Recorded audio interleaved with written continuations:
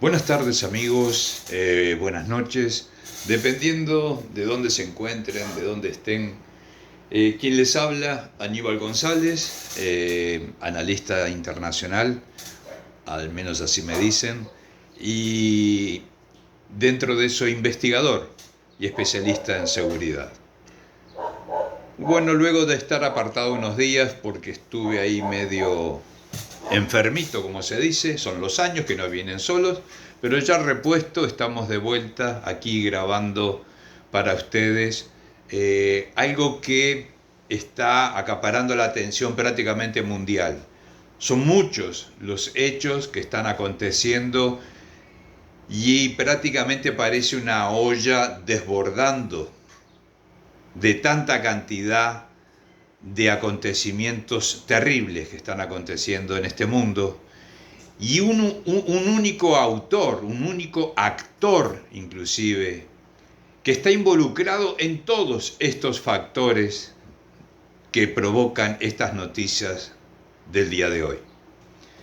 Tenemos, lógicamente, el evento de Ucrania y Rusia, que ya lo hemos hablado un montón de veces, y ya lo hemos discutido, las razones, los motivos, no vamos a reiterarlo nuevamente, pero queda claro que Ucrania ya ha perdido esa guerra, está quemando, como quien dice, sus últimos polvorines. Rusia le está dando demasiado dolor de cabeza y hasta de rodillas también. Entonces creo que aquí se está dando la situación de que Ucrania ya no va a tener cómo enfrentar esa potencia que es Rusia y que ahora se está mostrando más dura, sabiendo que, lógicamente, que Ucrania no tiene cómo responder, no tiene hombres. ¿Puede tener algún armamento? Puede que le hayan enviado alguna cosa, puede. El problema es que no tiene quien lleve ese armamento, quien lo maneje ese armamento en el frente de batalla. No hay hombres preparados, no tienen profesionales de la guerra. Ese es un gran dilema para Ucrania. Yo creo que muy pronto viene una gran repartición de Ucrania en la cual Rusia lógicamente se va a quedar con su merecida parte de ese territorio, por lo cual él no quería, más lo obligaron a luchar de alguna manera, se lo impusieron en realidad de alguna manera. Entonces, creo que aquí va a quedar una parte de esa Ucrania en protectorado ruso, y por otro lado la otra parte quedará ocupada, tal vez por el ejército ruso por un muy buen tiempo.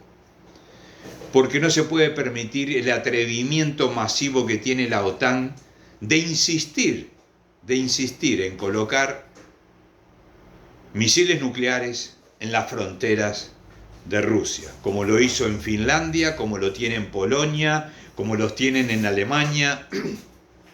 En fin, sabemos que eso es el fin que quiere la OTAN, es estar allí amenazante para algún día tal vez tener el coraje de pretender invadir Rusia.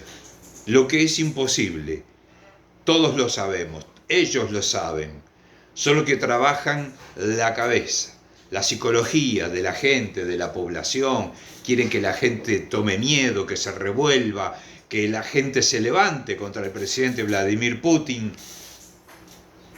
Mas eso no va a ocurrir.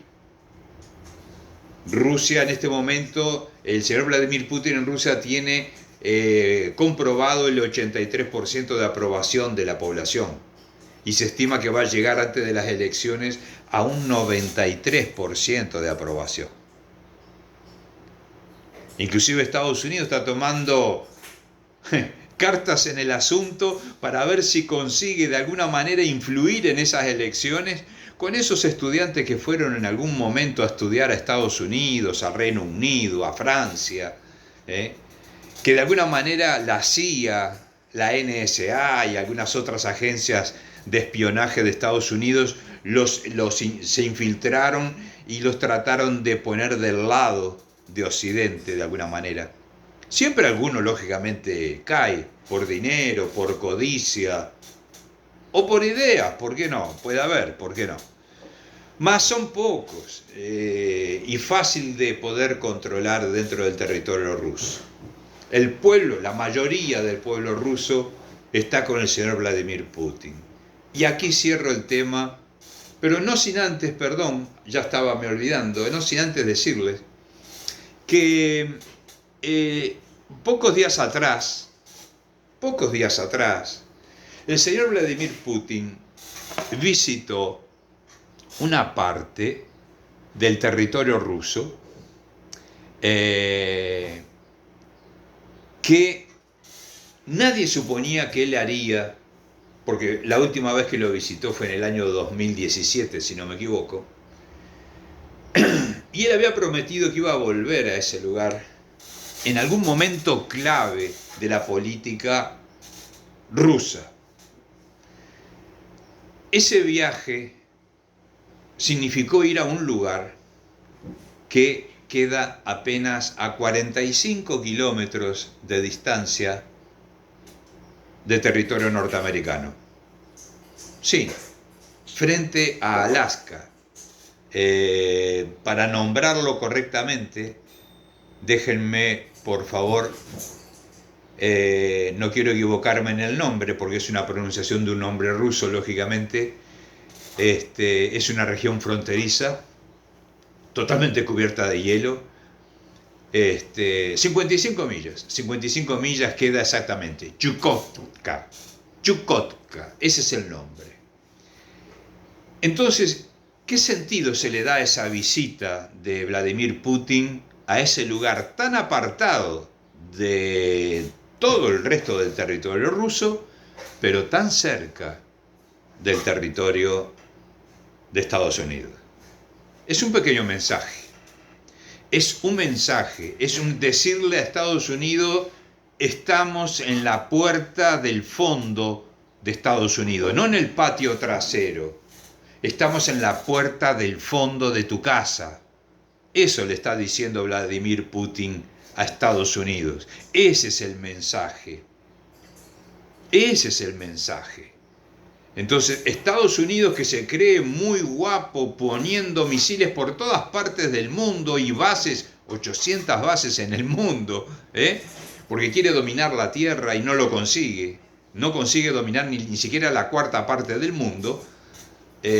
Aún así, Rusia le está mostrando fuerza, le está mostrando músculo y le está diciendo: nosotros también somos fuertes. Nosotros tenemos cómo responder y también tenemos cómo llegar al territorio norteamericano. No necesitamos 800 bases alrededor de ustedes para llegar a Estados Unidos. 55 millas de Estados Unidos no son nada para lo que son hoy el armamento y la tecnología moderna. No es nada. Entonces, Estados Unidos va a tener que tomar mucho cuidado con ese acercamiento a las fronteras, tanto de Rusia como de China. China está promoviendo algo muy parecido también. Inclusive se habla de los submarinos rusos que consiguen dormir en el suelo marino, en el fondo marino, durante 180 días, 200 días, sin tener que salir a la superficie. Y esos submarinos poderosísimos, enormes, gigantescos, que son rusos, tienen misiles y bombas nucleares. Entonces ellos pueden estar frente a las costas norteamericanas sin ningún tipo de problema y Estados Unidos no saberlo ni enterarse siquiera de que estos pequeños juguetes de Rusia están jugando y durmiendo allí en el fondo, en el lecho marino de Estados Unidos, tanto sea en el Pacífico como en el Atlántico.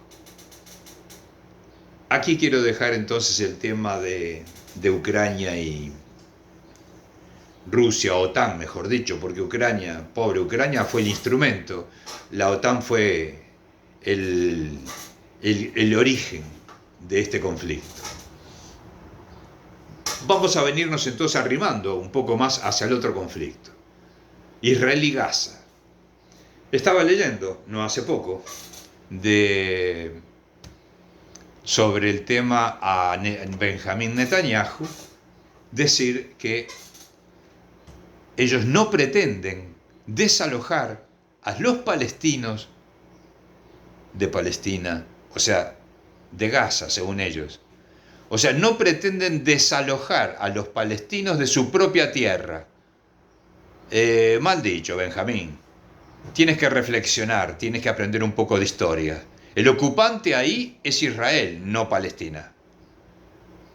No los gazatíes, como tú los nombras. Son palestinos. Y palestinas de ellos. Entonces, si alguien tiene que ser desalojado de ese territorio, es Israel. Cuando hablan de que quieren enviar a los palestinos al desierto del Sinaí, al desierto de Egipto o al desierto de Jordania, yo digo, ¿por qué no mandan a Israel al desierto del Mojave, en Estados Unidos? Y ahí quedan rodeados de amigos, nadie los va a bombardear, nadie les va a hacer daño, van a tener una vida permanentemente tranquila, pacífica, porque van a estar en territorio de amigos, donde no molestan a nadie. Pero aquí en el Medio Oriente es una bomba de tiempo permanente. Ellos provocan todos los conflictos que hay en el Medio Oriente. Son ellos los provocadores del terrorismo en Medio Oriente. Son ellos los que alimentan el terrorismo en Medio Oriente. Son ellos los padrinos de Al-Qaeda, de Al-Nusra, del ISIS. Son ellos los patrocinadores, los dueños, los padres, los ideólogos. Ellos provocan todos los actos de terrorismo que hay en esta parte del Medio Oriente. Y como si fuera poco,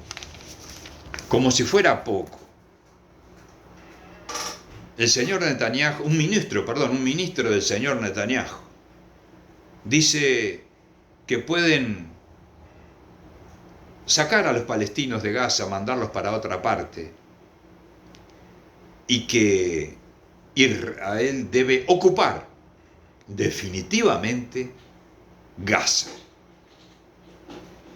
Entonces, esos entredichos que hay, no, yo no voy a desalojar a los palestinos, dice Benjamín Netanyahu.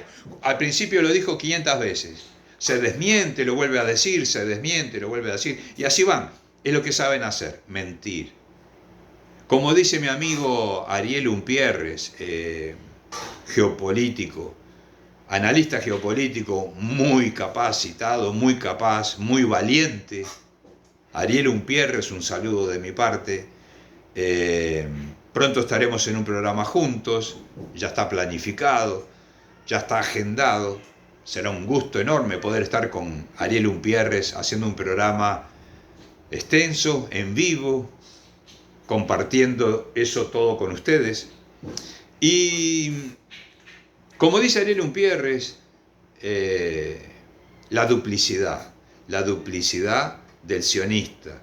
Ellos tienen dos caras, la buenita que te muestran y lo que son realmente, que son todo lo opuesto de lo buenito que te muestran. Entonces,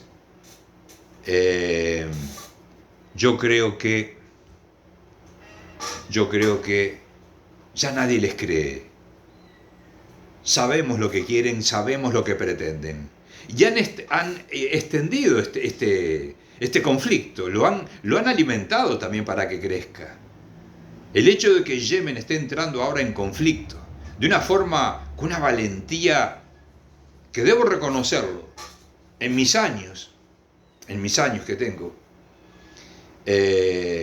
puedo recordar la guerra de Vietnam, y desde esa fecha hasta ahora, yo no había encontrado un ejército como yo denomino a los ejércitos,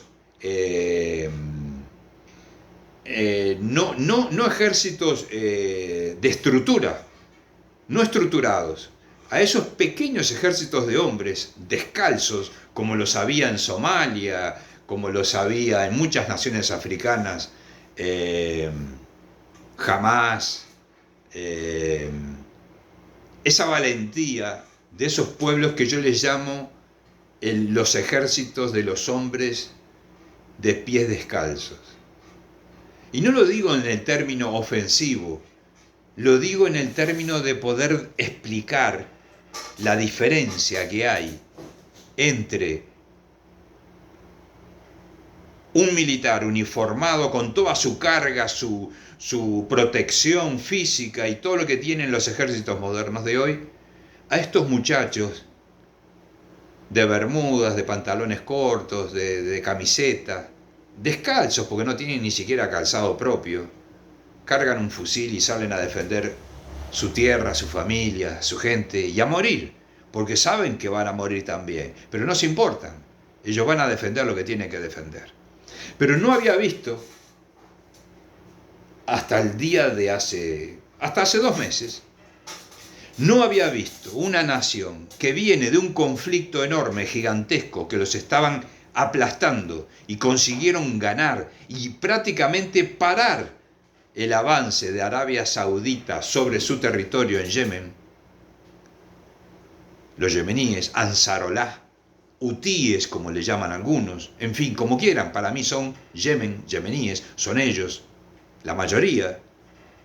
Ellos consiguieron parar ese avance de Arabia Saudita cuando le mostraron que podían llegar a los centros neurálgicos de Arabia Saudita, cuando le volaron unos pozos petroleros, unos depósitos de petróleo y le llegaron a la capital con algunos misiles. Arabia Saudita dijo, vamos a pararla por aquí. Y ahora vino la amistad con Irán, hicieron las paces con Irán, que Irán es influyente en Yemen, muy influyente en Yemen, que considero que sí, que los arma a Yemen con la parte misilística y de municiones y armamento. Son protectores de Yemen, en realidad. Y entonces, en una población que estaba muy castigada con el hambre, con la guerra, la desolación, las enfermedades, yo digo que se necesita mucho coraje, mucho valor, mucho heroísmo para hacer lo que hizo Yemen en estos días. Le declaró la guerra a Estados Unidos y al Reino Unido. Inmediatamente el Reino Unido y Estados Unidos bombardean varias ciudades de Yemen, provocando grandes destrozos en algunas infraestructuras de Yemen. Pero simultáneamente, horas después, Yemen responde y ataca los buques de Reino Unido y Estados Unidos en el Mar Rojo. El Mar Rojo está ardiendo. Yemen se está defendiendo. Legítima defensa.